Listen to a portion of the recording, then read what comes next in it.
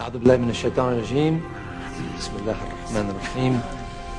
In the name of God, the merciful, the compassionate, brothers, sisters, what is the greatest threat facing Islam today? American aggression in the Middle East. The Zionist occupation of Palestine. These are merely symptoms of a greater disease. The real threat is in our hearts. Instead of allowing Islam to transform us, some Muslims are trying to transform Islam to serve their political agenda. They are using the label Islam to kill, murder innocent people.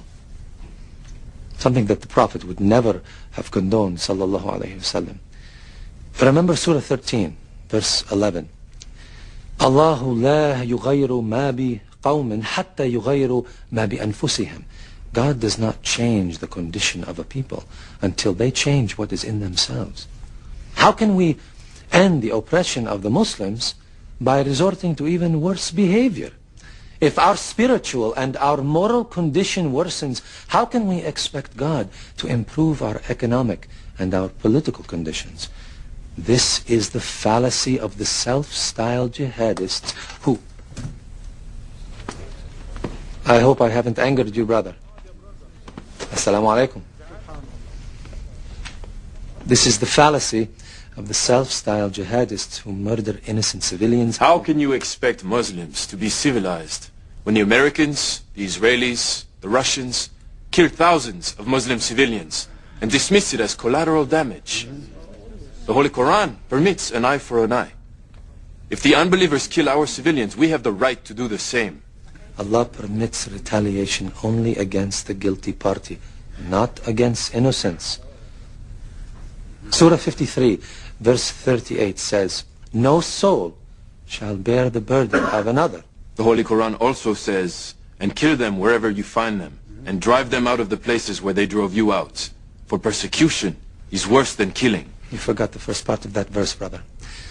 Fight in God's cause against those who fight you. But do not commit aggression.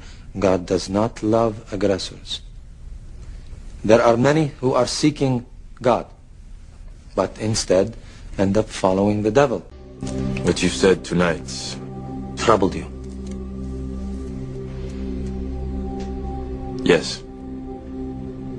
It's very different from what I've been told. There are many false teachers taking verses from the glorious Quran out of context, corrupting the teachings of the Holy Prophet Sallallahu Alaihi Wasallam. Sallallahu Alaihi Wasallam. Tell me, brother, what is the greatest jihad? To fight the unbelievers in battle. No. No?